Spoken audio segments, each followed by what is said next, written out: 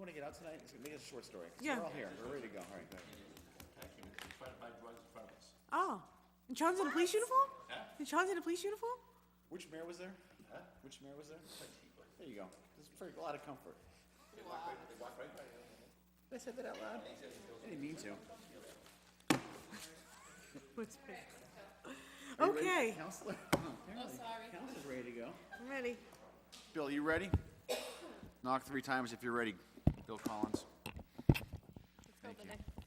All right, welcome to the Housing Committee meeting. Today's Monday, May 19th.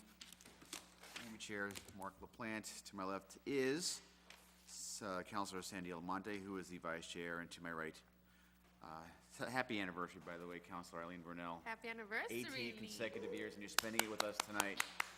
We're touched. I'm not sure your husband is so pleased that you're here, but all we'll good. take you.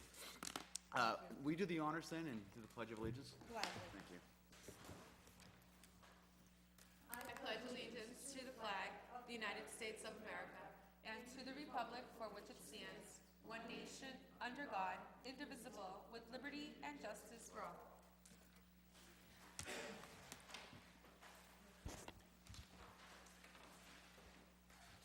All right, so councilors, before we start tonight's meeting, the minutes from the May 5th meeting, I'm sure you've had a chance to review them in depth. And this is made and second, all in favor, say aye. Aye. The ayes have it.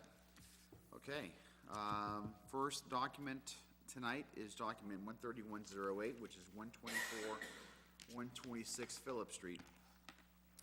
Mr. McCarthy, welcome.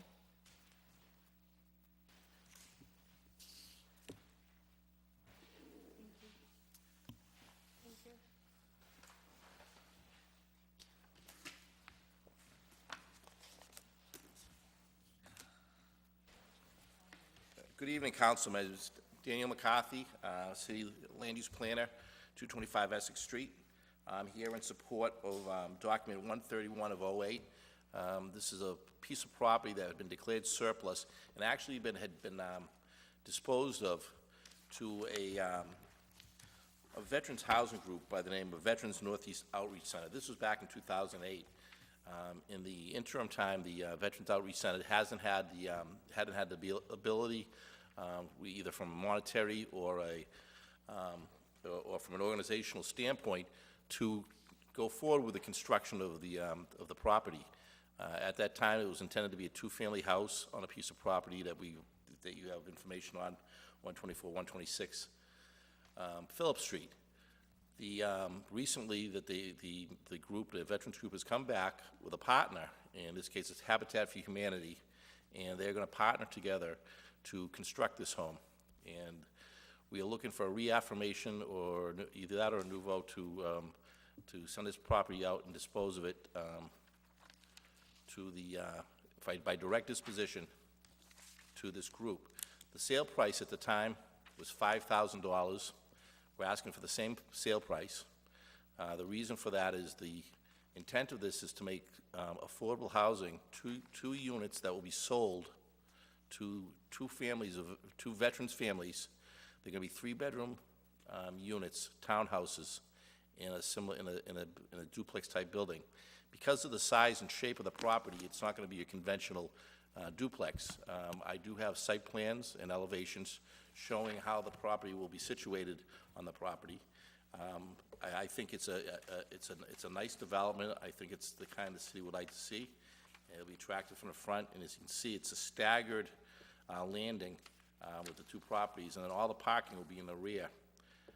There'll be front doors and rear doors for both parties.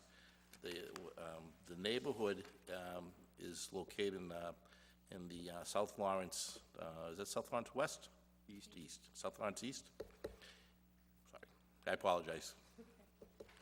South Lawrence East, but it's a very good neighborhood. I actually lived about 100 yards from this house on Dorchester Street years back, and I think it's a wonderful neighborhood. The back of this property abuts on the old Kane Junior High School gymnasium in ball fields, and they're in walking distance to a number of schools, the state pool. It's close to a lot of amenities, stores. I think it'll be a great location for a home of this type. And the city is very anxious to create some housing for our returning veterans. We think it's a noble purpose. We have a lot of this, the city has a great amount of representation in the armed forces. I think a higher percentage than probably any other community in the state. And we think this is the sort of service that the city should provide. That's part of the reason why we're asking the modest purchase price of $5,000 in this case. Any questions? When would this development start? Do they need any type of, do they need us to hurry up on this? What are their, where are they now in this project? In this case, George, can you speak, want to speak on that? My understanding is it'll be constructed in the spring of 2015. So it's really not a timing issue. That's correct? Would you like to come to the podium? Thank you. Name and address for the record, Thank please. you. I'm George Kaler. I volunteer for Merrimack Valley Habitat for Humanity. I don't live in Lawrence. It's okay, we got places for if you want to move. No problem. Right now, Merrimack Valley Habitat is busy trying to finish off the convent on 100 Parker Street, where they're converting an abandoned convent into 10 condos. And it's putting a lot of stress on Habitat, and it needs to finish by the end of the year. So this project could not start until the end of this year, until 2015. But it would be one of the 2015 projects, Okay. which would, and Habitat generally builds the houses in a year. Okay. And they, And that would be like a lottery style, when you choose the people who are gonna be put into, like, the veterans that would win the opportunity to be able to own these homes, it'd be like pre-approved, financed, and lottery and all of that stuff. well, I wouldn't say lottery. There is a process, a committee that takes applicants and considers them and narrows it down. And I think in some cases, maybe they'll have 2 or 3, and then it would be a lottery. But it certainly doesn't start off as a lottery. No, yeah, that's what I was getting at, like, after they get pre-approved for They would their have to be financing. income eligible.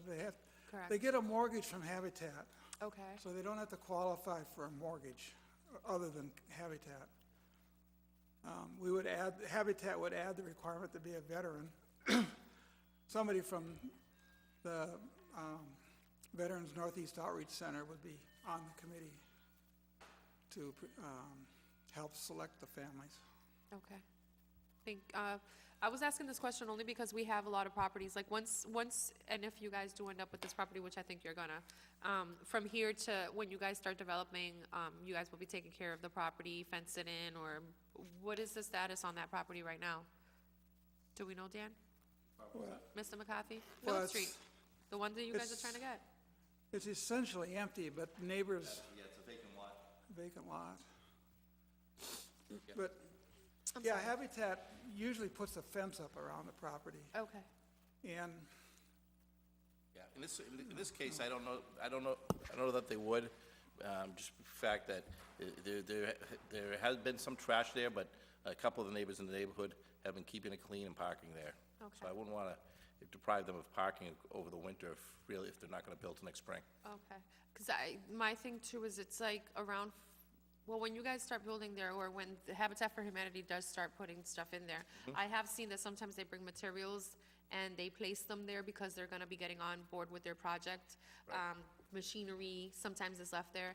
We have to think about the schools right there, and those kids are gonna come out and they're gonna wanna be on the machinery and stuff like that. I just wanna make sure that we're safe in all those areas.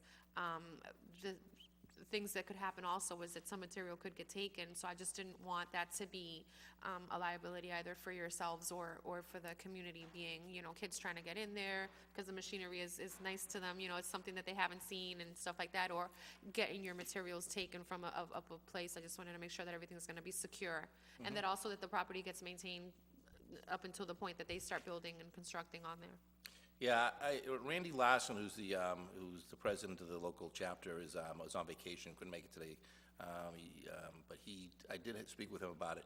Every year in the city of Lawrence, Habitat does a spring construction with their one-day programs, where they have the volunteers come down and they frame it all up in a weekend. It's called And- Blitz. And this year, they're gonna be doing it on Acton Street, and this might be the property they do for next year. Awesome. I have no further questions. Thank you. So I received a letter or an email today from Dick Sundberg, and Dick is the, as you know, president of the Merrimack Valley Habitat for Humanity, president of the board. So I'll just read the pertinent portion here into the record. It says, I understand the Housing Committee is going to consider this document, 13108, the disposition of 124, 126 Phillip Street. I hope the Housing Committee will recommend passage to the full council, because this lot presents a good opportunity for Habitat and the city. It gives Habitat an opportunity to partner with the Veterans Northeast Outreach Center to build 2 new homes for veterans. VNOC will contribute the land, and Habitat will bring the capacity to construct a 2-family. The new homes will house veterans and their families and increase the tax payments to the city. Thank you for consideration, Dick Sundberg, president of the board of the Merrimack Valley Habitat for Humanity. So my only, and Dick's very well regarded and has a very good reputation, so it means a lot that he wrote that in today. I just want to make sure that we're going to get a Lawrence veteran there. Is there any way that we can have that kind of assurance? I know that I know it's a VNOC issue and not your issue. You're just going to build a house. They're going to do the selection. But since there's nobody here from VNOC, I need to ask somebody, can we get some sort of assurance? Yeah, my last conversation, John Razor, who works with the Veterans Northeast Outreach Center, has been the representative in their point person. We had met down at the property 3 weeks ago, I believe, Randy, George, and John and I had expressed to him that I would be requesting that that they reach out to the Veterans Administrator from the City of Lawrence, the Director of Veterans Affairs, to speak with him about this as well. So that I'm sure that's a way that we can accomplish this by having them work together. And maybe the Veterans Affairs Officer can identify a family that's qualifies for that. Like I said, we think a number of families will probably qualify from Greater Lawrence and be sent into this committee for review and if the right family from Lawrence meets it, I think we can. Yeah, I heard you say Greater Lawrence. I'm not so interested in Greater Lawrence. I'm more interested in Lawrence. So if we can, if you get the word back to John, that's what we're looking, at least what I'm looking for. I'm not sure the members of the committee share that belief, but this is my district. Habitat has a tremendous reputation, doing a good job, conscientious. So it's a good partnership that you're getting involved in that.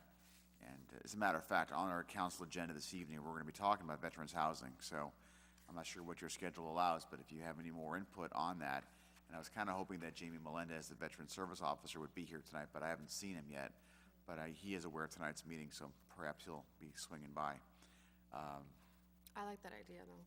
But keeping that in there, and I don't know if we can make that. Can we make that a condition? Is that a condition we can place on there? Did they start I don't know looking that, I don't here? know that we can make it a specific condition.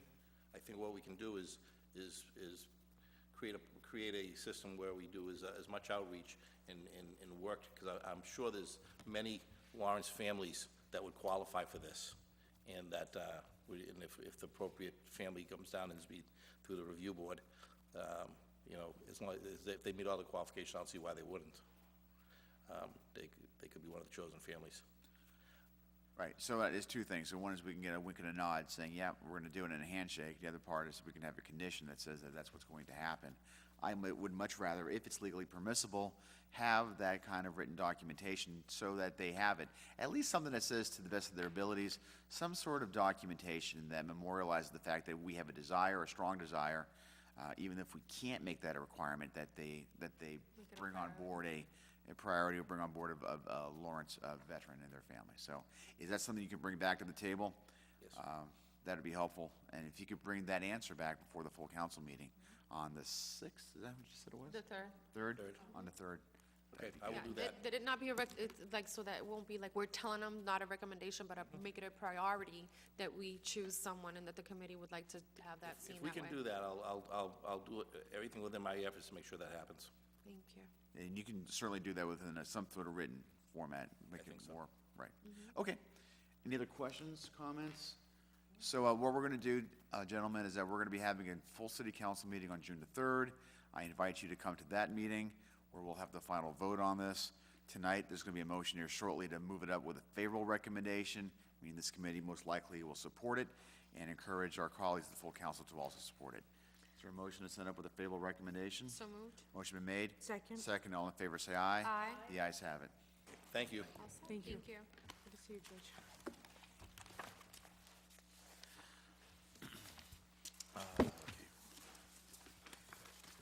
Is Dan gonna stay for Which one is that? Which piece? this one? Or any of these? I think he's going to take off. Mr. McCarthy? Sir, are you sticking around for any more? Is there anything else you're sticking around for? This, Bailey Street, Main Street, the surplus declaration. okay, and we also have folks here to talk about, do we know, Mr. Torres, do we know if Mr. Melendez is coming this evening?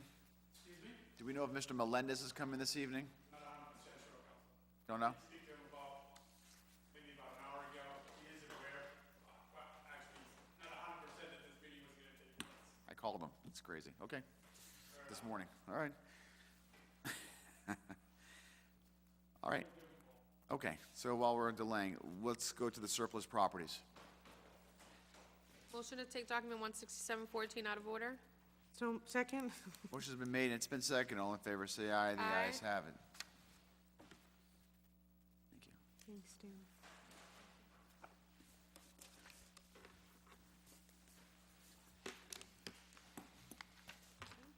You said June 3rd is when we're doing this one?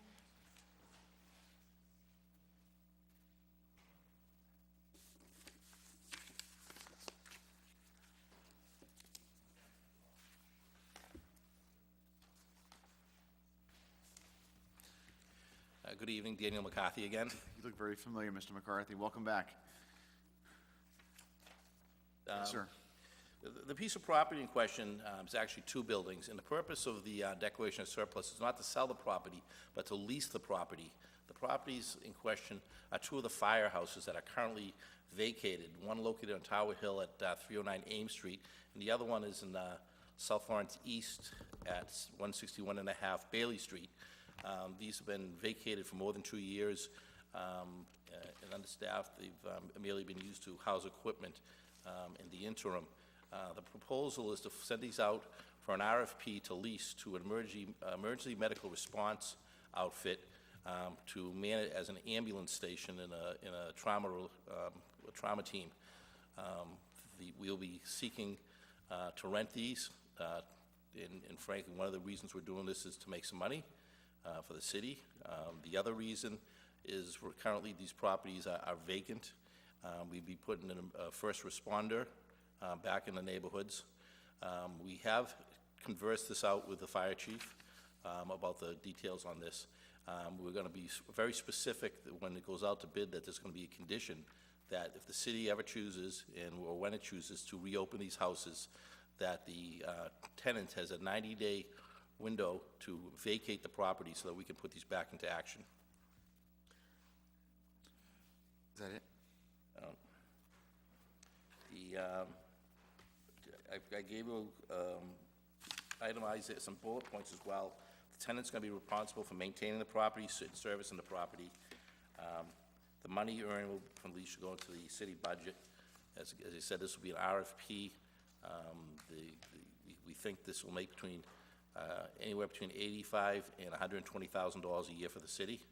80 to 125. you said. 5,000 to 120,000, based upon, these will be rented out by the square foot Per each or combined? for the two together, Fine, okay. combined, So between 40 and 62, all right. depending on how much we get per square foot. They'll be bidding on these properties by the square foot. And how long is the lease for? Say, Until we need the Typically, it's for houses. 3 years. 3-year lease? City property. And the lease doesn't have to come back to us for approval because it's 3 years or less, correct? Correct. Anything over 3 years, we have to have a vote on because it's contractual. Is that correct? I think it's 5 years, but yes, I think No, it's 3. 3. it's 3.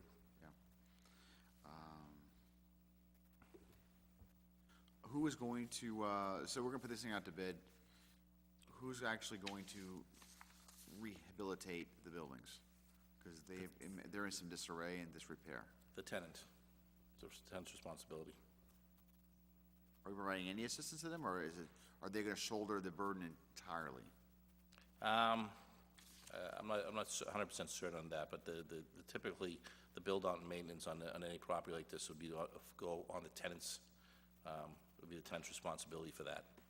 When they go ahead and they do rehab on there, is the rehab gonna be in such a way that should our fire department increase its numbers, that it will be an easy transition for them to go back in there? How much work are they gonna do to fit it for whatever their purposes are? We think very little. That's the reason these firehouses were chosen, because they are in good shape. They're in such condition that they could go back into service full-time. So it's not a situation where some of the older ones that may need work, these two are in fairly good shape. That's not what I'm hearing. These two are in tough shape. They've been ridden hard and they've not been maintained. And there's holes in the roof. That's part of the problem. There's a lot of significant structural issues at these locations. At least the one on Bailey Street, I can't speak to the Ames Street one so much. But anyway, it's gonna cost some money to fix that up. Yes, Councilor I have a Almonte? question, thank you. Yep. You use the word rehabilitation, but nowhere on here does it say rehab. It says that the tenant shall be responsible for maintaining and servicing. It's not saying anywhere on here that they're gonna go in there and fix the problems that are in that building. It's just saying that they're responsible for maintaining it. Does that leave us in the hole for fixing what's there now so that they can rent and or lease this property from us? Do we have to bring it up to code so they can No. lease? No, we don't. No. I'd like that in writing, because it doesn't say it on here anywhere. It says that we're responsible, they're gonna be responsible for maintaining and servicing the property. It doesn't say anywhere on here that they're gonna be. Well, that's just my memo to this board. That's not the conditions of the RFP. The RFP is much more detailed than that. And we don't create any, by entering into the RFP, we don't create any responsibilities on the part of the city. It's the applicants who come forward to lease it, who have to bring a proposal together. And so these conditions of the proposal are, do they have the ability to take care of this? So we're looking at professional businesses and companies that are gonna be doing this. It's not gonna be, just some fly-by-night outfit. So these will be, the responsibility will be on the tenant, not on the city, to put these into the condition that they need for this. Will we be owing them anything for the rehabbing of this property when they leave? Like, what interest would they have in rehabbing this property, and when they're gonna have to pay money lease, are we giving them a cheaper rent for lease for their rehabbing of the property? How does that work? That's a subject to negotiations, but that has to be taken into account. And so then we give them 90 days, so that would be, in case we need them to vacate the property. They would be on the 90-day notice to vacate the property in case we would like to reopen. And now, when they bring this up to, when they rehab it, will they be bringing it up to code that when we go in there as a city, will there be certain things in there that we won't be able to use? Or how is that gonna, will they be putting any type of, anything specific to their way of operation that would have, when we go in there, we would have to maybe put something else in? Or they know that this is gonna be, they're leasing a firehouse, that they're not gonna be able to change certain things, because then it would invalue the use of it for when we need to use it. I think that's the reason we've chosen emergency medical response teams as a likely tenant, as their job profile is very similar, if not identical, to fire rescue. So it'll be the same source. They'll be maintaining their vehicles. The vehicles will be in there. The staff will be in there. They'll be monitoring radios, going for emergency calls, just like the fire department would. So all that equipment will stay? Is that? Like the modern stuff that you're talking about, for that stuff would stay there? If we tell them to vacate the property within 90 days? Yes. That new system that you're telling that they're gonna put in there for their emergency medical response, is that gonna stay there? Will we owe it to them because they're leaving that there? what's gonna happen with that? I wanna know all this information because there's a lot of things that I've learned within the time that I have been here as a counselor. And there's so many things that pop up afterwards that it's just, I wanna know what is gonna be privy to everything that's gonna happen in there. Because if we're gonna, I don't know, I just wanna find out if we will then owe them for that. Where's that gonna come from? Where's that money's gonna come from to make that happen? And are we gonna be liable to owing them after that? I mean, are you asking if we're gonna keep the radio equipment? I don't think that's. I'm sorry? Is it the radio equipment you're talking about? Yeah, like that kind of stuff, I like think- I don't- they're gonna update and upgrade all of that. So, I mean, and they're only gonna lease, it's not like they're buying the prop and they're investing in this, no, they're gonna be putting in there all kinds of stuff that, are we as a city gonna be paying them back for that when they leave? Where is that money coming from to rehab? I wanna know where the money would be coming from to rehab it, because if, I mean, I'm gonna make a house pretty, and then the landlord's gonna come from vacation and tell me to move out, I'm gonna be upset. I'm gonna want my money back. So I wanna know where this money's gonna come from. Are we gonna owe it back to them? There's a lot of information here that I would like to know before I make any type of decision on this. Well, I mean, what we're doing is we're asking for these to be declared surplus. We're not asking for the approval of the Exactly, contract. but then we're basically telling them that it's okay for them to do this, and before, way before I even decide to be able to have my vote there declared as surplus, I wanna know what's gonna happen with it from every nook and cranny that's gonna go in there, money-wise, Well- rehabbing, where the money's coming from, who are the parties that, I also want to know who are the parties that would be bidding for this. Like, obviously, all this information is already known if we're putting this up, so I want to be privy to that information, because if not, I mean, you know, I'm voting into a vacant box that's going to be filled afterwards, after my vote has already been there, so. Thank you. Name and address for the record? I'm sorry. Abel Vargas, Business Development Director, City of Lawrence, 225 Essex Street. The agreement that we hope to enter is one where we're going to be providing them with space. The key to the two specific locations is proximity that allows the first responders to have proximity to large chunks of people so that they could service their customers or their patients in a way that meets the minimum criteria that will be put forth. So that's the nuts and bolts of it. The buildings themselves, whoever the tenant will have to make updates to the spaces, particularly to the one on Bailey Street. The one on Ames Street, I think, is in a little better conditions and very little has to be done. But really what they need is a little bit of office space, a place to put their radios, and bays so that they could put in the vehicles that they will be using. Other than that, they really won't be making any substantial updates to the building other than maybe repairing a roof that's needed over at the Bailey Street address. So the updates and the upgrades that they will be making to the firehouses, other than us clearing some of the stuff that we own that's in the firehouses, won't be as substantial as you would think. You know, the amenities that they need aren't super high-end, but they will have to make substantial investments Will they be into the taking those property. amenities with them when they leave, and then we have to put them in? Such as, I don't know, because all I have here is this. It's telling me that we're gonna be offering up the property for surplus. I wanna know what's gonna be done to that property. What needs to be done to these properties? Are we as a city gonna be owing them back for the type of new upgrades that they're gonna put in there? Not upgrades as in from what I lighting, understand, not as in lighting and stuff like that, but I'm talking about upgrades as in the communication system.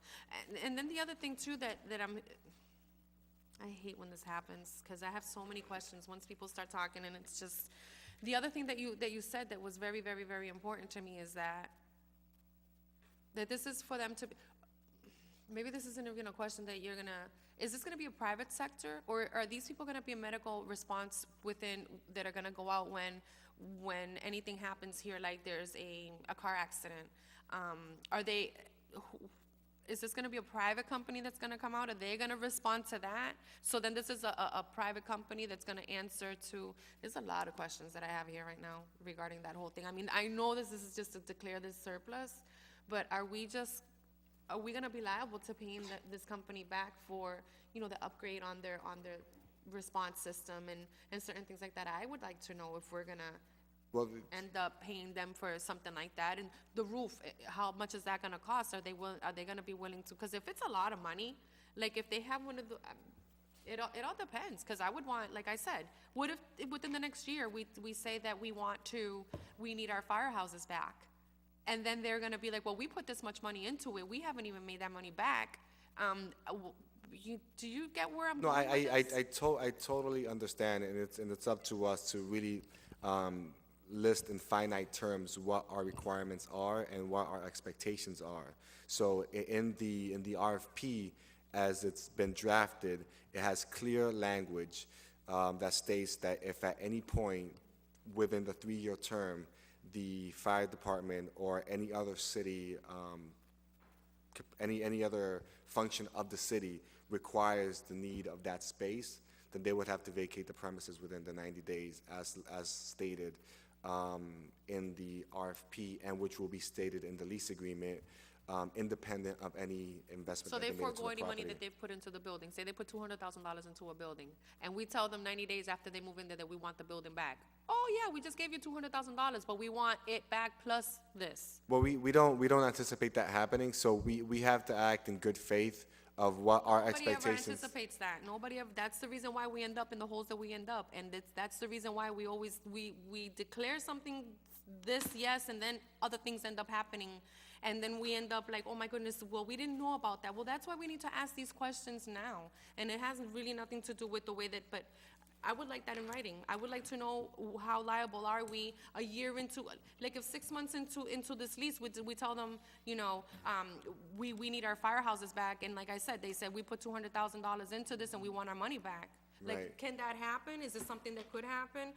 Who is this? And the other question I would like answered is are they gonna be a response team that is within the city, or is this a private sector that is gonna be responding also when a fire truck gets called or an ambulance or whatever? Because we don't want 2 ambulances responding or whatever, because remember, this is taxpayer money. And this is all gonna go up at the end too. If we have, I wanna answer, you know, an independent ambulance company here in the city, and then it goes like the same thing with the tow trucks type of thing. Who, is it gonna be like on a rotating scale? There's so many things that once we say yes to this, that can happen right after that. Well, the ambulance question is independent of this. So if we enter, which we will be entering into a service agreement with a particular medical first response provider, they have the right to any emergency situations that occur within the city boundaries. So if it's not a private type of relationship with a nursing home or some other, they won't necessarily be taking any emergency calls from our fire department to go service anyone in the city. So it's not like they'll hear that a call came in for XYZ, and it's not like they're going to try to make it there before the other ambulance so that Nope, they can get the money? if it's dispatched through our fire department, that's our dispatch service. So the calls come in, it goes to 911, it goes to the fire department, and they reach out to the service provider, and it goes to one service provider based on agreements that are signed every 3 years. So it doesn't go to Patriot and Trinity, or it goes to one person based on an agreement that we sign. Okay. Okay, Councilor Brunel, you're up. Thank you. I think Councilor Monti does raise some good questions. Right now, though, as she pointed out, we're declaring these buildings surplus, and I know the big hesitancy with everyone is, wouldn't we love to have more fire stations? So having the ability to get them back is something that we do like to see in there with that 90-day caveat. That's a nice carve-out to have in there. I don't want to speculate, I shouldn't say that. I am going to speculate a little bit. Just with a standard commercial lease, you know, you'd have that first year, you're anticipating between $80,000 and $120,000 worth of rent collected.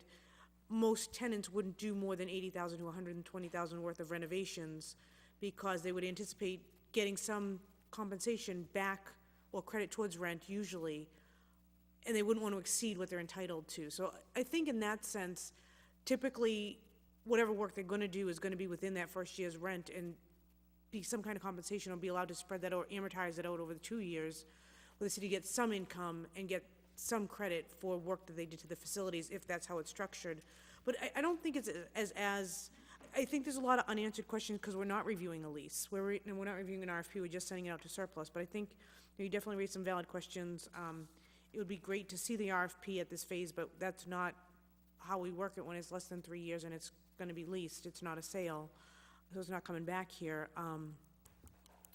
But I'm comfortable with this. I like seeing the 90-day carve-out. I think that's a good thing. I don't know if they've actually been awarded the contract, but it looks like Lawrence General's getting that ambulance contract. I don't know if that's been signed or not. But, I mean, we know who the provider's going to be.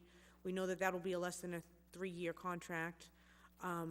So, I mean, I do think some of the questions are answered, and some of them, we can reasonably foresee what's gonna happen there, and knowing that we will have that 90-day carve-out to get the buildings back, and that'll be disclosed to any bidder from day one, Correct. is a good protection for the city as far as having that access to those buildings for fire services, should that become an option that we can financially pursue. We, you know, we think we answered the questions that we felt we needed to answer in order to make ourselves feel comfortable about this. We understand that allowing someone else to use facilities that are meant to be used for city purposes is not something that should be taken lightly. A few of the questions that we asked was really to the Fire Chief Marsh, and just to get a sense of what he thought of it. And really, he had some concerns about being able to store 2 pumps and a bucket truck that he has in Engine 8. So that was a big concern for him. And we were able to, we're in the process of accommodating him so that he is able to store those 3 vehicles in an enclosed area. And it will still be accessible to him, because what they are backup engines that they use in case of, you know, if it's bigger than what it's common. So we believe that we can accommodate his needs, and we've had discussions back and forth with fire and police about being able to do that. So we feel comfortable that we are able of doing that.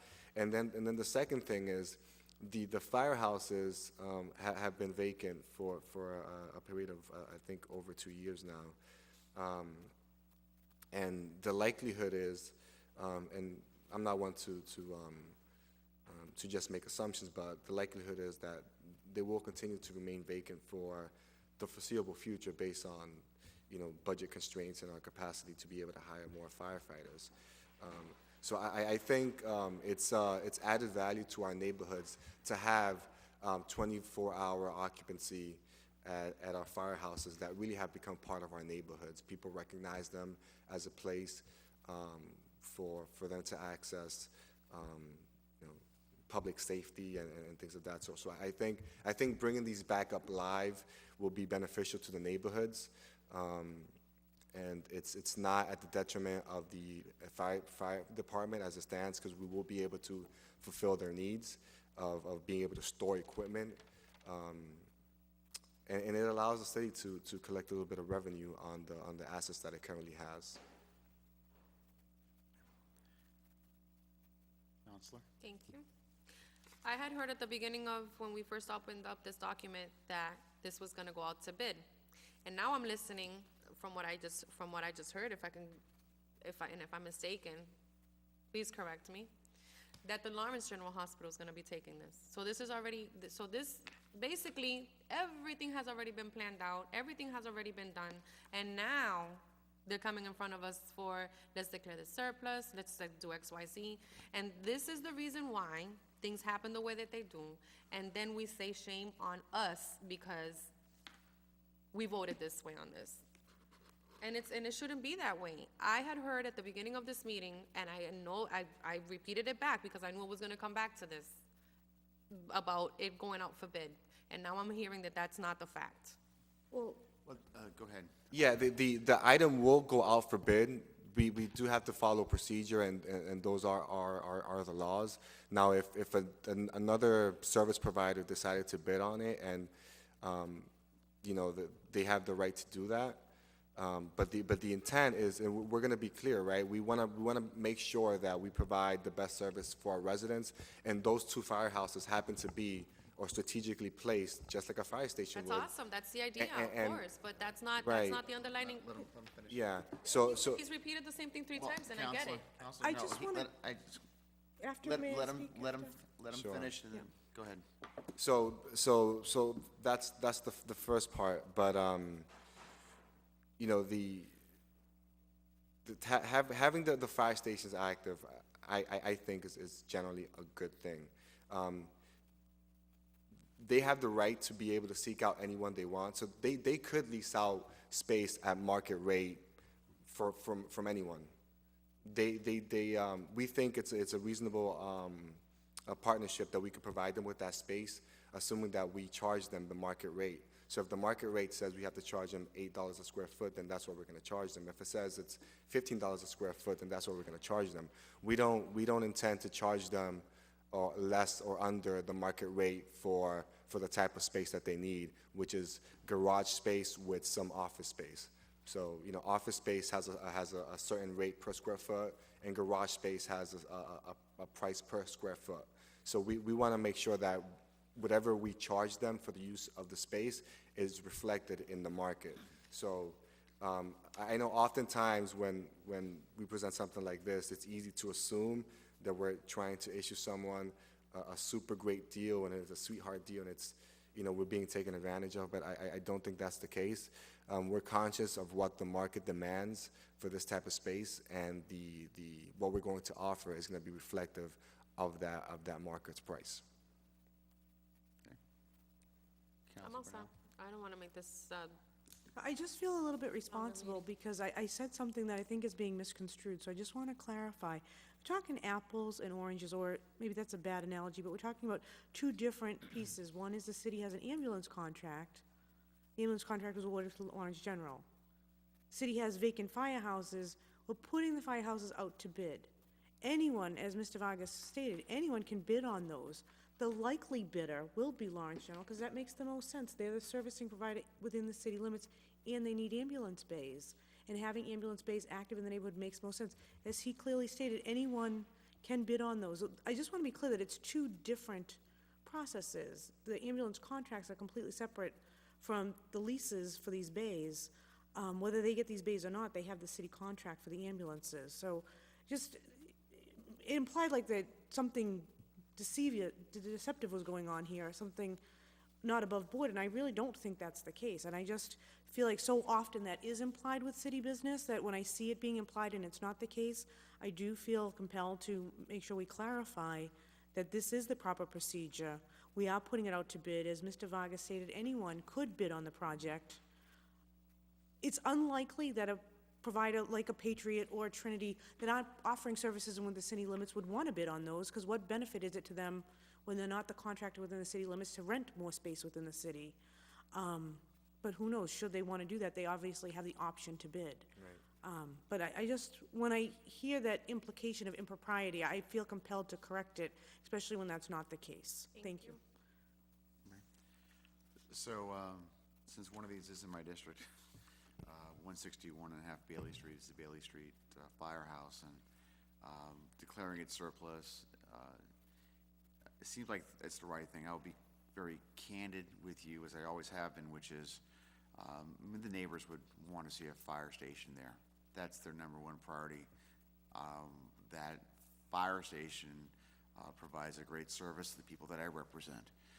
And now having to really compact services on that South Broadway station, it really does have an impact, not only in my district, but across the way in South Lawrence West and in other parts of the city as well. So, but the reality of the situation as it stands today is that that thing is not opening up for the firefighters. We just don't have the adequate numbers yet to be able to fill that firehouse. So, the best thing to do if Plan A doesn't arrive, which is to get those firefighters, is to go to Plan B, and to get first responders get that usage out of that space does a number of different things. One, you're rehabbing what is already a blighted building on that street. Two, you're bringing life to that property where once there are, or currently where there's drug dealers roaming in that area, you now have activity out there which will make it less likely for that activity to take place. Three, you'll have a much quicker response time to those, the people that I represent in that part of the city. If there is a medical emergency, they will have a vehicle there far quicker if there not been one in that location. Four, we're actually going to be making some money out of this. And when we're looking to do a lot, we need money in the city to do the things that we want to see happen. So bringing in $80,000 to $125,000 a year is quite pivotal. And C, fixing that property up without us having to play a part in that specifically. I have a question because in my conversation with the mayor, I was under the impression that we might have to do some of that rehab, but maybe I misunderstood. Maybe they're doing it completely, and if so, that's great. And I think the icing on the cake is that there is an out clause, which is if, and I hope this happens, if we bring more firefighters on board and we need for them to have a place for them to stay, we will then be able to bring that property back under our wings exclusively for the fire department. And I hope we do that, because what that tells us is that our city is healthy financially again, that we can be able to afford those firefighters, and that's a good sign for us. So, for all those reasons, and this is simply a declaration of surplus, at this point, and the counselor is right, at this point it gets out of our hands because it's the mayor's purview. The mayor has the ability to go ahead and sign contracts and leases for under 3 years without having to come before the city council. That is a authority, it is a power that the mayor has. That is not in our jurisdiction. What is in our jurisdiction tonight is to get these things back on the roll somehow, get them back utilized, and finding a good way to do it. I used to live on Tower Hill, I used to represent Tower Hill. There's a lot of good families over there at 309 that would benefit from 309 Ames Street. I'm gonna go on a limb, and I'm gonna say that that is a good usage for that area as well. And bringing that thing back up to speed. And that those people will be the beneficiaries of what's going on Tower Hill. And my heart still goes out to many of the people that are out there. So, those are my comments. We'll see how this goes with the full council, but I'll entertain a motion right now. I would like to make a motion to send both items up to the full council with a favorable recommendation to declare them surplus. Motion's been made. Is there a second? Hearing no second, I'll pass the gavel to the vice chair for the purposes of making that motion. I'd like to make a motion that we send it up to full council, declare it a surplus. Motion's made. Second? And second, all in favor? Aye. No. Roll call. Roll call. Counselor Pam? Yes. Counselor O'Connor? Brunel? Yes. Sorry. No, either way, it's fine. And Counselor Almonte votes no. Great. Vote passed. We send it up to, just like a committee report? We're gonna send it up as a committee report with a favorable recommendation. It should be at the, not tomorrow night's, but the June 3rd meeting. Thank you, councilors. All right, thank you. All right. Next, moving right along. Do you wanna- So that was actually for document number 167 and document 168. I'm not sure if you know that we combined both those documents together. Councilors, we all agree on that? Yes. Okay. I think my motion, I did say that, too. Okay, thank you. Yeah. Next, Lawrence Military Veterans Housing Condition Supply Programs. I put this on the city council agenda because I do think there is a need for veterans housing in our city. We've already talked about it once with the Northeast Rehab OC organization. Outreach Center, thank you, for that place on Phillip Street. And I'm presuming tonight that Mr. Melendez will not be here, is that true? That is correct, Council. That's unfortunate. Okay, so, oh no, we don't need to table it, well, we're gonna table it in a moment, but some people came out of the wait and I wanna have them have an opportunity to speak. So, I do know that there is a substantial military veterans presence in our city. They have a wide variety of needs. One of them includes housing. And so, And I know that there is at least 2 organizations, one that we've already discussed with today, the VNOC, which has already started their work in our city. And I know there's another organization as well that is also newer, but also has been involved in providing our military veterans housing and is looking to do more. So I'd like to invite Mr. J.T. Torres and Sue McGibbon to the front if they want to talk about Liberty House, what's happening there, what's happening with our veterans. Give us an overview, if you can, of our veterans population. What are you seeing with respect to housing, and what do you think we can do to try to correct or try to improve on it? Sure. My name is J.T. Torres. I'm the president and founder of New England Veterans Liberty House. Apologize for my attire. I've been working all day. Thank you for having us, really. Thank you for giving us this opportunity. As the councilor said, we are in our infancy stages, but we've done so much for our veterans. We haven't turned a veteran away. We're not, we're not federally funded. We're not state funded. All our donations we get are just like, regular civilians. Say it? Yeah, private individuals. But we were fortunate enough this year to be awarded a small grant by the city of Lawrence, which is going to go a long way. I'm glad that the community development is up here stepping up to the plate. I did actually speak to him about a year ago about a property, but here we are today. We do have a lot of, our main focus, well, first of all, you said the first one was the population of veterans. I don't have an exact number, but I know the last count that I had, councilors, was something about 6,000 veterans that we have. From Korean War veterans to present veterans, as you know. And second question, again. Talk to us a little bit about what their needs are as it relates to housing. So again, we were going to try to be subject matter experts on homelessness, veterans amongst veterans. That's what our main goal was. As our doors opened, however, that changed. So it's on a case-by-case basis, because every veteran that comes in has a specific need. We're an organization that's really outside the box. I'm a combat veteran myself, and I got caught up in the system a couple years when I returned from Iraq. And so what we do is it's really outside the box. We provide 0% interest loans to our veterans. We have a couple of food pantries that we do now a couple of days a week. We also have all kinds of in-kind services that we do. We do have housing. We do have transitional housing, and we do have more, I wouldn't say permanent, but more stable living environment. And sober environment, and that's one of our requirements. We do offer AA, NA, vet-to-vet meetings here in the city of Lawrence. We are focusing in Lawrence because that's as a Lawrence resident for many years, there's really not a lot of services here in town. And the reason we wanted to do Lawrence more so, we'll service any veteran. A veteran is a veteran, no matter where you come from. And we have gotten our veterans from across the state line and across other cities. But what happens is, being a combat veteran that has PTSD, it's your comfort zone. You don't want to leave your comfort zone. There's a lot of veterans from the city of Lawrence that I could place right away in Boston, in Lowell, in VNOC. But a lot of those individuals don't want to leave that comfort zone. So we're trying to do our best to get homes renovated, bring it up to code, make it more of a stable living facility for them.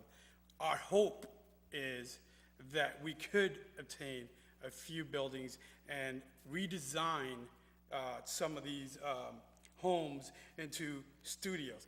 I understand what the gentleman here was talking, not this gentleman, but the other gentleman, about bringing families in. And that is a big need, so I don't want to minimize that. It is a big need, but the push right now that we're seeing is amongst homeless individual female, because 3% of our female veterans are homeless. We just got a female veteran today that's homeless, and we're doing everything we can to house her. But it's more individual. It's individual. we're doing a lot for families, and we still need to do more. I'm not, again, like I said, minimizing that. But I'm sorry. I'm Susan McGivern, I work with JT at, She's she's the chief, I guess. he lets me think that. But I think one of the things I would mention is that when we spoke to the city about housing, from what I understand, and maybe rightly so, the push is to get away from that rooming house environment. Oh, Well, Mike, there you go. so No, no, no. sorry. Thank you, Counselor. What? And so what we've tried to do is we've contracted with a World War II widow and a Korean War veteran who are having difficulty staying in their house or difficulty maintaining rental property because it was just costing them so much. It was the wrong kinds of, Yeah, that was two things too that we were doing, because we couldn't get these buildings as fast as we wanted to. And again, we don't have deep pockets like VNOC does. So we had to adjust fire. So what we did was, there's a couple of veterans that were at the verge of losing their home. So we sat down with them, gave them a proposal and said, hey, let's help you renovate, let's bring you up to code, and the spare apartment rented out to our organization, right? So now we're paying you a month. Now, this money that you're getting a month is gonna keep you in your home. So we're not here to feather our own nest. So we're just getting enough money to cover the overhead and bring the veterans in. So what we done with this Korean War veteran, we repaired, his house was pretty bad shape. We helped him renovate. Cost us $26,000 to bring up this apartment up to code. But we managed to do it, and now we're gonna have three homeless veterans. two there now, and at the end of last week, I had 3 more calls. We only have 3 more spaces. Yeah. So probably by the end of this week or next, our housing's gonna be full. Correct.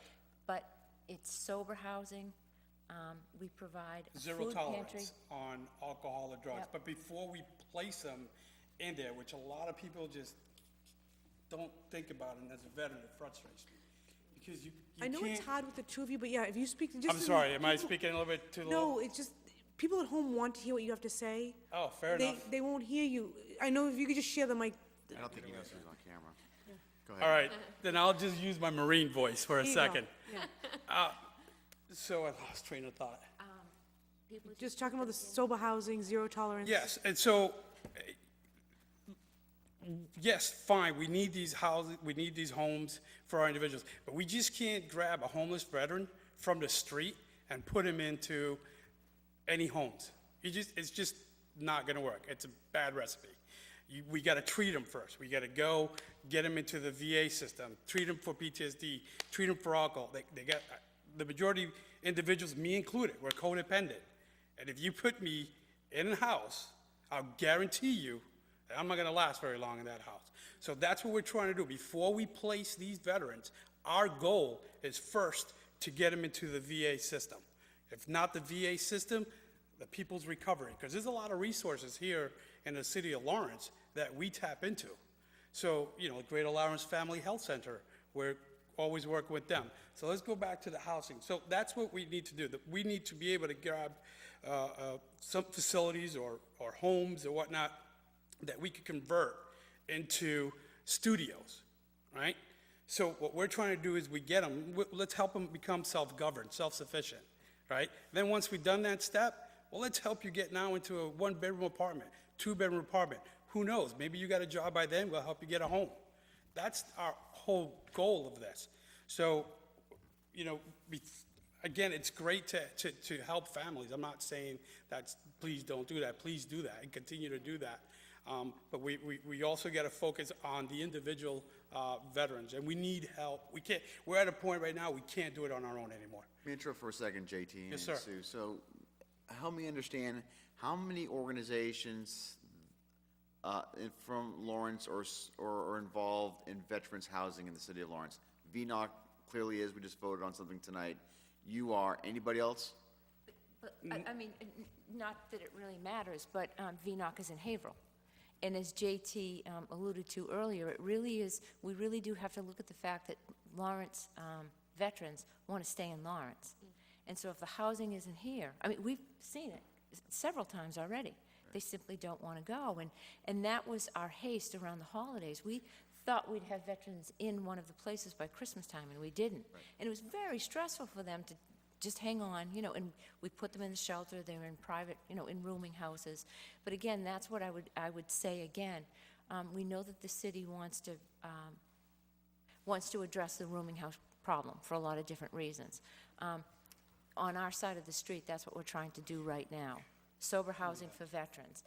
And I'm sorry to interrupt, so I just want to make clear. So while VNOC is based in Haverhill, clearly they do have some tentacles in Lawrence. We just voted tonight on Phillip Street, for example. So they do have a presence, and they're doing some stuff here. And besides them and whatever limited capacity they're doing it in, and Liberty House, is there any other organization doing veteran service, any veterans housing in the city of Lawrence? No, negative, Okay. not to the best of my knowledge, no. And again, I figure that the more agencies that we have helping veterans, that's awesome. I mean, Sure.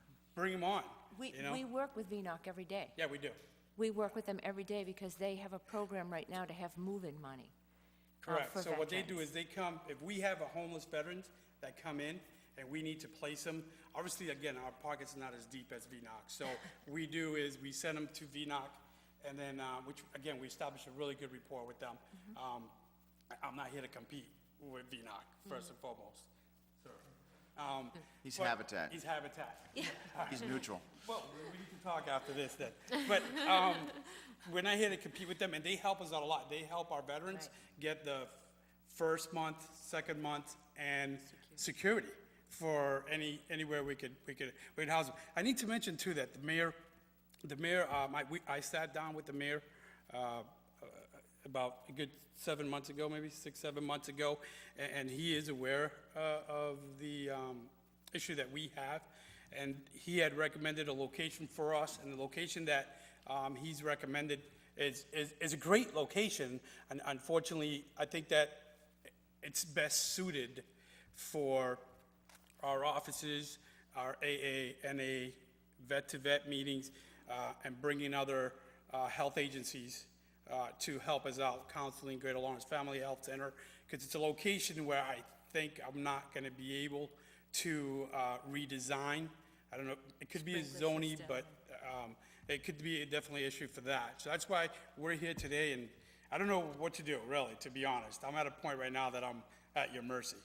So. Well, we're all in this together, JT, and, Yeah. When we first talked about this a few months ago now, the first property that came across my mind, and frankly, I have not done any further research on it, but what seemed like a glaring or an obvious place was Merrimack Valley Lodging, which is on Common Street over here that I think is out of commission. Yes, sir. And so that is a place that if it was spruced up, could provide the kind of studio apartments that you're thinking about. And I don't know where that is, if it's in tax title or what the situation is on it. I'm sorry to interrupt. Right Another ahead. thing, counselors, is that I'm a general contractor. And so I have a lot, my whole group of people that I surround myself are general contractors. So having the manpower to renovate a facility, it's just picking up the phone and making a few calls.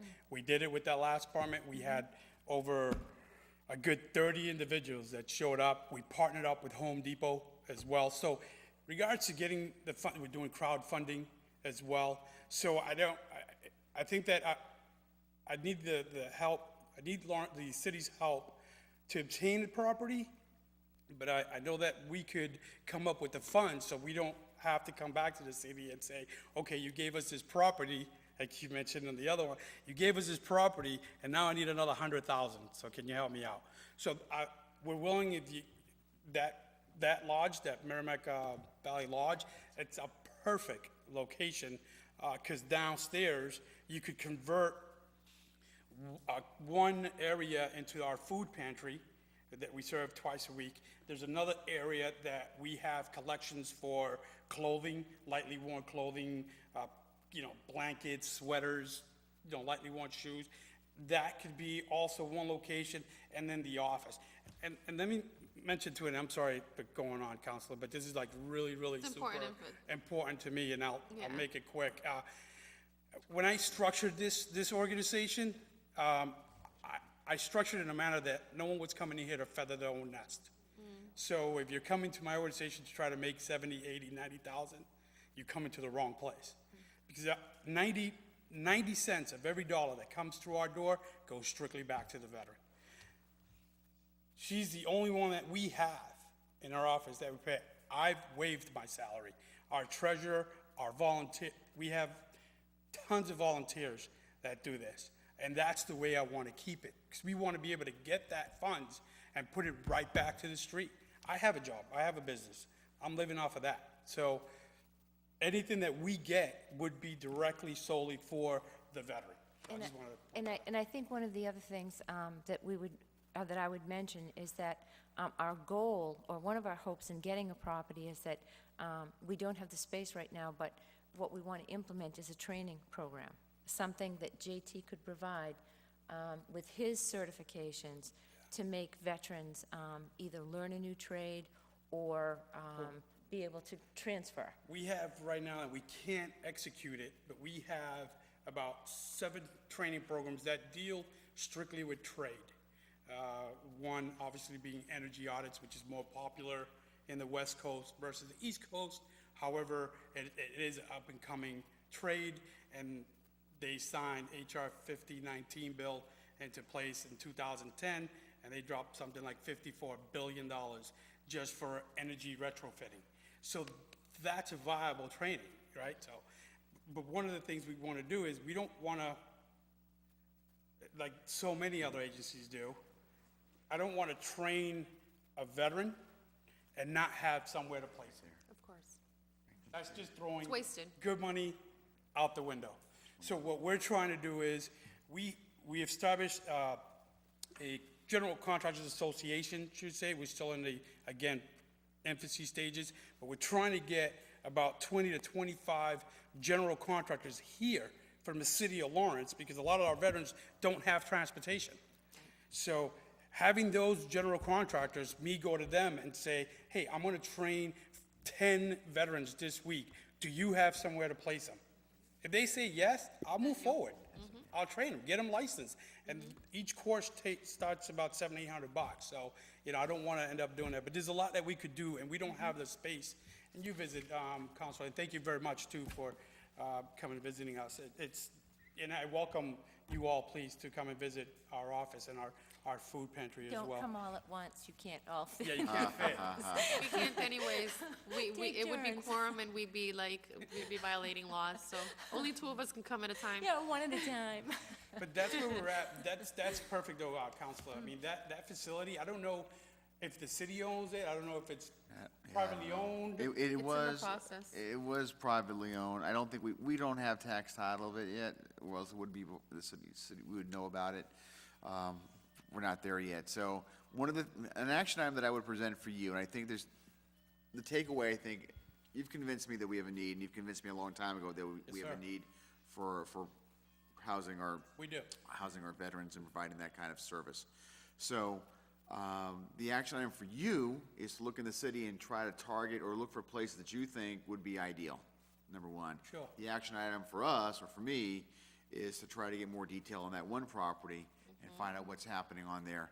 And the second action item, I think, from us is to make sure that the mayor's office, who just left this evening, is aware of, again, reminded of what you are doing here.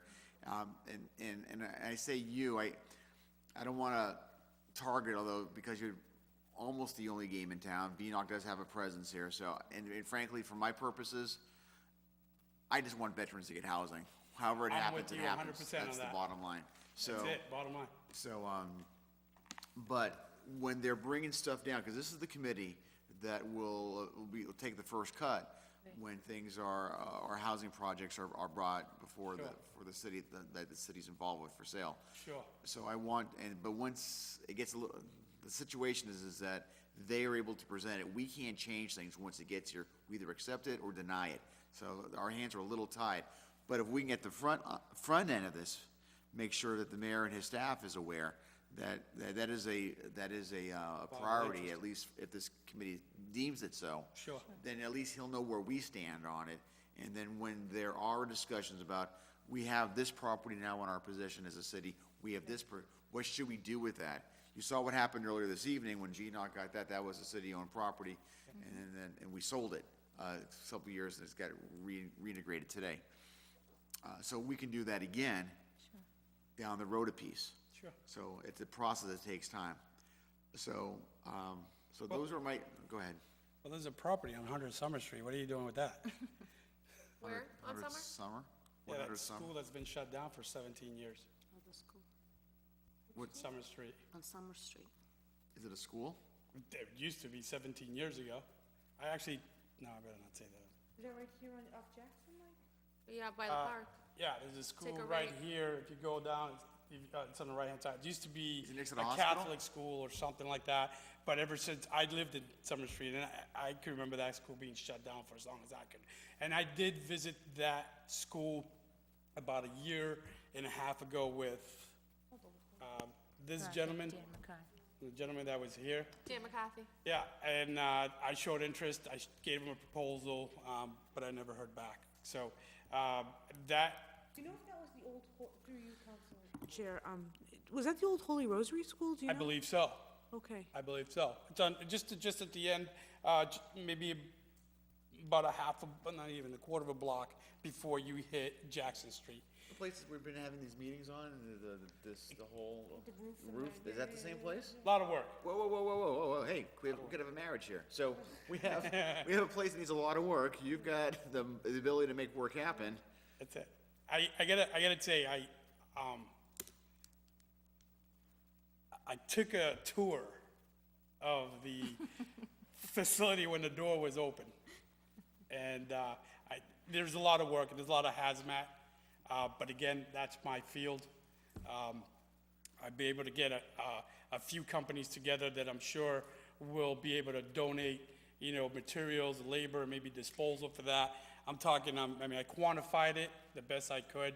I'm probably talking about a couple $100,000 of like hazmat that needs to be removed first before you move forward with any type of. And there's, again, the structure is still structurally sound. You have to do a little bit of capping, you have to do a little bit of repointing, but that facility is huge. Got rid of that, didn't we? I think we moved that up and out, didn't we? Interestingly. It was stagnant there for a while. So, We gotta mention too, Council, that it's just not gonna take a couple The months slate to. roof was gonna go up. it's not gonna take a couple It's months. not gonna take a couple months to fully renovate unless Habitat for Humanity wants to, jump aboard. I think they're busy with the Yeah. the convent on that stuff. But what I would. Okay, we have somebody else who wants to make a comment on this. I'd like to invite Mr. Bill Collins, the man behind the council. When I say council, I mean the console, not the council. A rare cameo appearance, Mr. Chairman. Members of the Housing Committee, Bill Collins, One Platt Court. I have to say, in my last year when I was privileged to be a volunteer, I was honored to serve the previous administration down in the Veterans Office.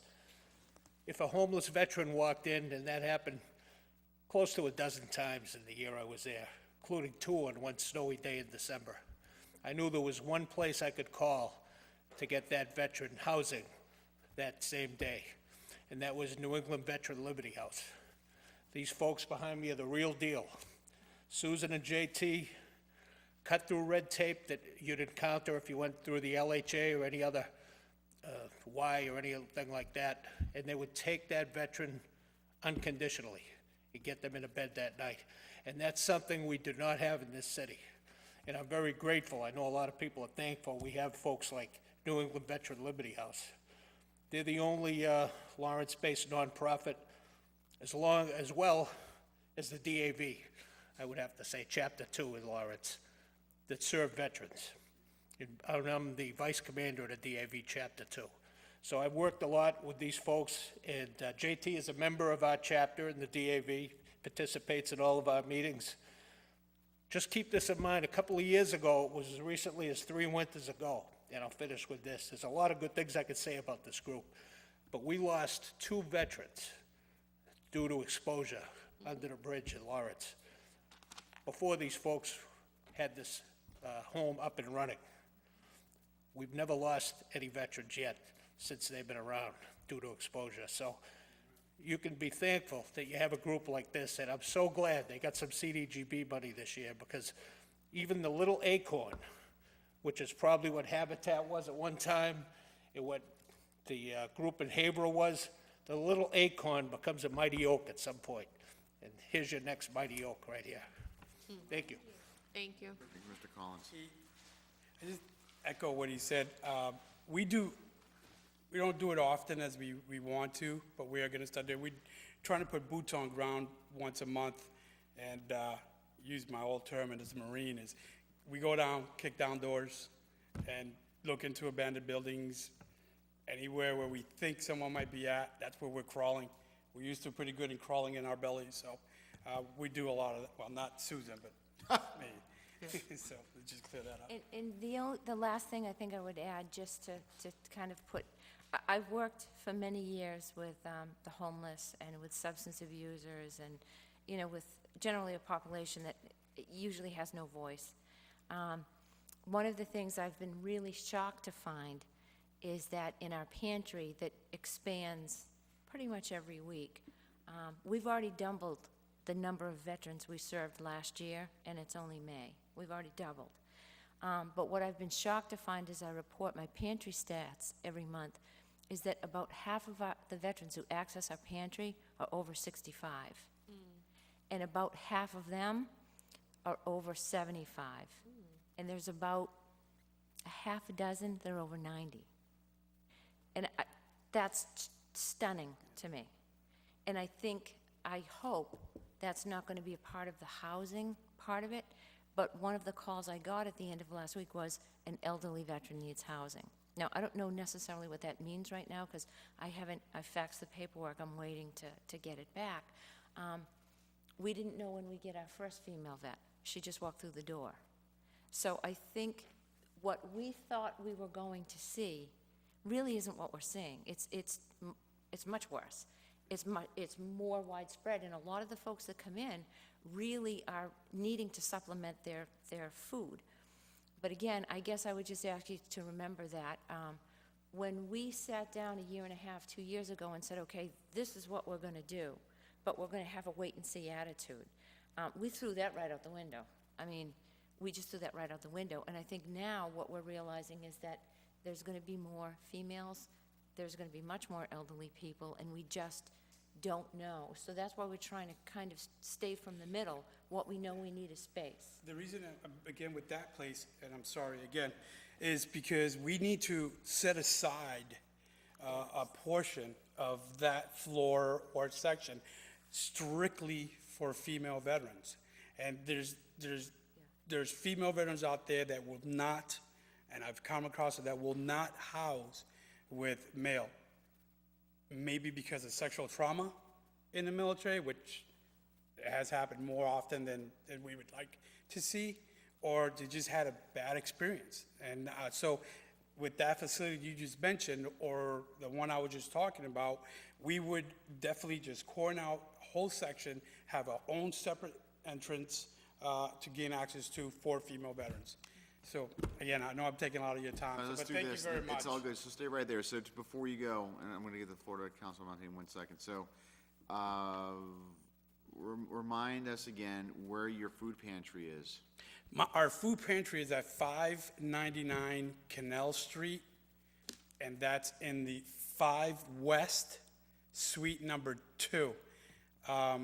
We're trying now to at least once a month provide fresh produce, fruits, meat, poultry, which a lot of the other food pantries don't have. And then we're also trying to get, produce and stuff like that. So, but it's small. It's really, we're outgrowing it. So, but twice a week we do it. Tuesdays from 1 to 3, and Fridays from 1 to 3.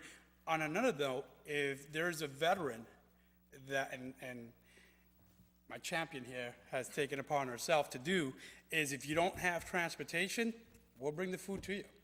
If you just want to get out of the house and come and get the food, we've allocated a small amount of money aside. we'll pay a cab. Come to that, we'll pay a Need cab back. volunteers at all? We do, actually, we have the 82-year-old Korean War veteran that we were talking about, that we renovated his home. He runs our food pantry. It's awesome. Yeah, he runs our food, and he It's a win-win delivers food. situation. He delivers So food, if so somebody it's paying it want- forward. So if somebody, that's awesome. If somebody wants to volunteer and get involved with your organization, who should they call and what's the number?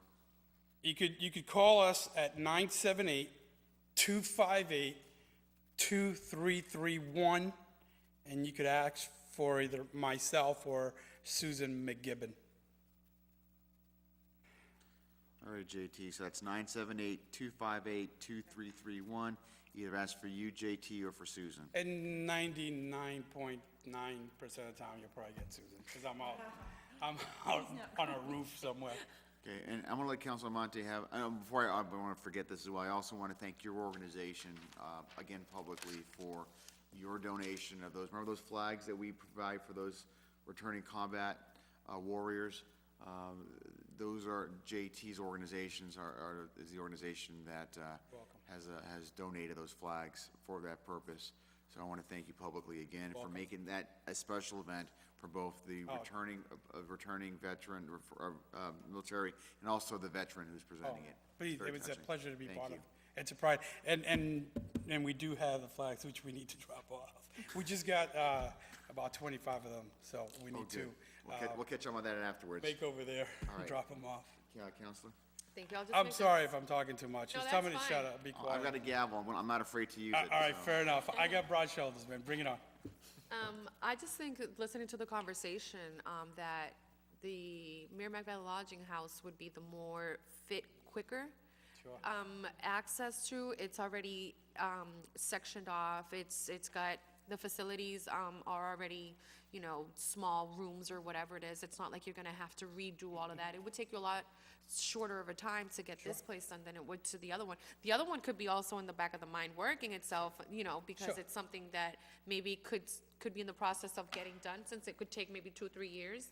And this one here can get done maybe 6-8 You're right. months. You're right. So, and it would be awesome. There's 3 or 4 floors there. You can do access to like half, after second floor, do a private section office for the other floors and put the females up there. I don't know if you have mental telepathy, That's but exactly what that's he's been what we're talking about exactly for talking 2 about.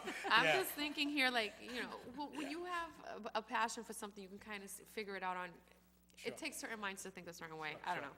But there's that, there's the facility of it being right downtown. Transportation's always an issue. They're not gonna be able to, obviously, if they can't afford housing, they're not gonna be able to afford transportation. No. We have, a block and a half away, we have the bus transportation, we've got Essex Street right downtown. We've got plenty of places where they can go eat and stuff like that. Exactly. I mean, it's a win-win situation. I mean, getting a hold of Dan McCarthy and figuring out where this building is like the #1 priority. And if you need my help to be on board in any way with that, please get in contact Thank with you. me. Is this the number where I can contact you guys in case I We're can? gonna leave you with some business cards, but yeah. Because tomorrow, it's ironic that, because I have to meet with some of the people from that group, and it's ironic that What, the, I have to meet regarding some property up in my district. on the Valley Lodging? No, Oh. not on Valley Lodging, and some stuff that's happening up in my district, but having this be something, because you know how the vacant lots and stuff like that we were trying to figure out, and I have to speak to certain people tomorrow. So this is something that I can ask about, try Sure, and figure Counselor. out what's going on with that. I mean, because I knew that we had taken it over and we closed it. The gentleman that has the lodging place in South Lawrence is not the one that also has the thing on this one, does he? No? Well, there- I think he it's- did it's- something, did we do it's- something with him on that one? No. So that's been taken over by a receiver. Yeah, the receiver. 77 South Union Street.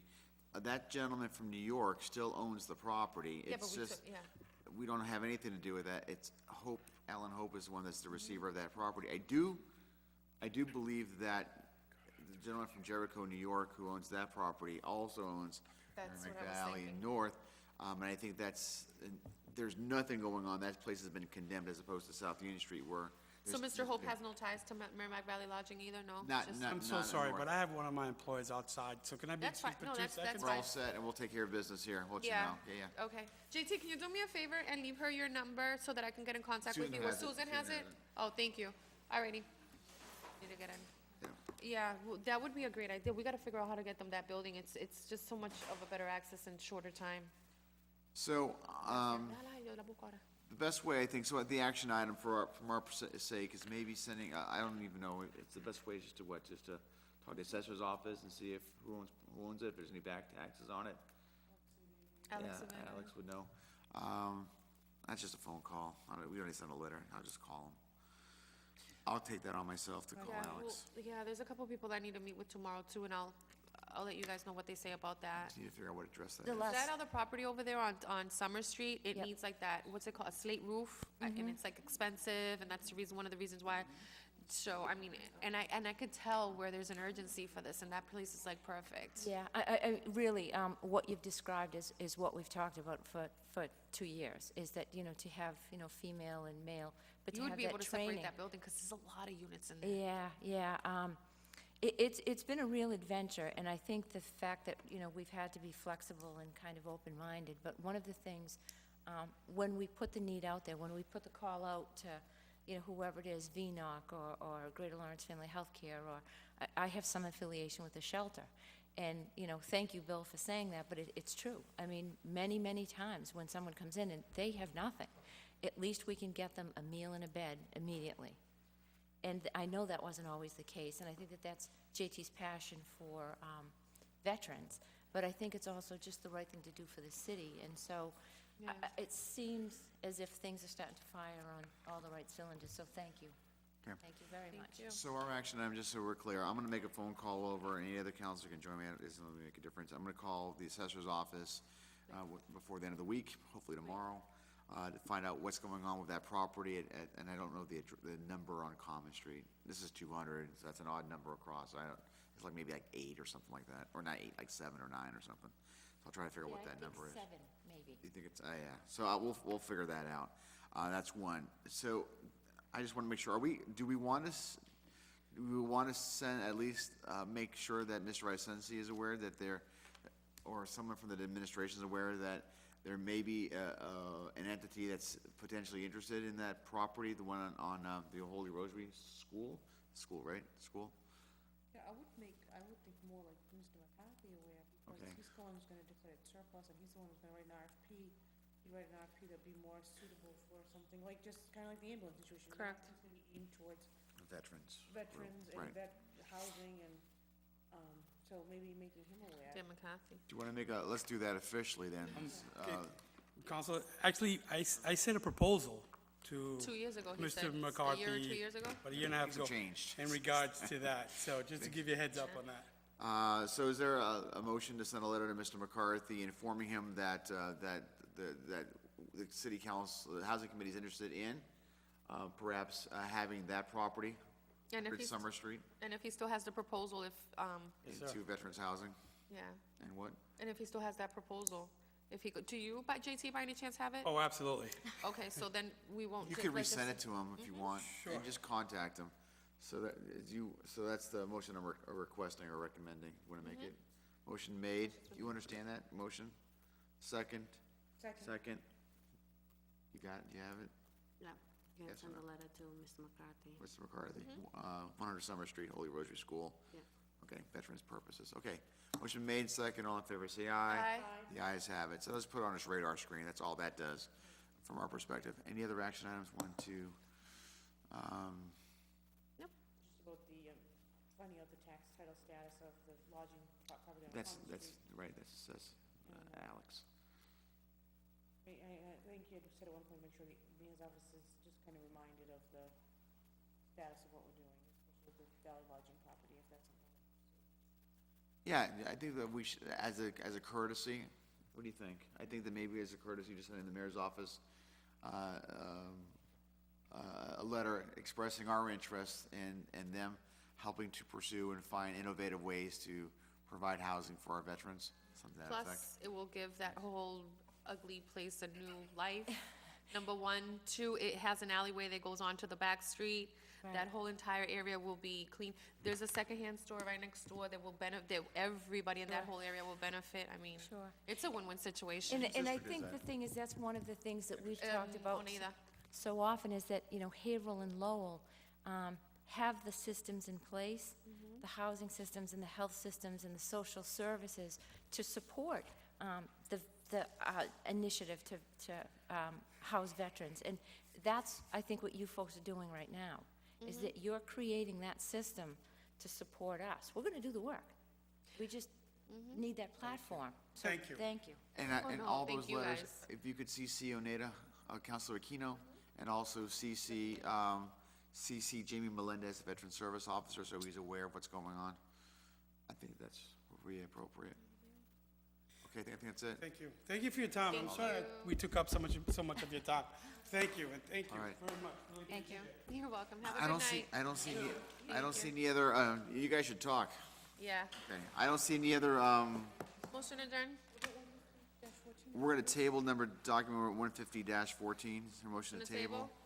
Second, all in favor, say aye. Aye. The ayes have it, motion to adjourn is Motion made to by. adjourn. Whoa, what? I know we don't discuss the motion to table, but why did we table that?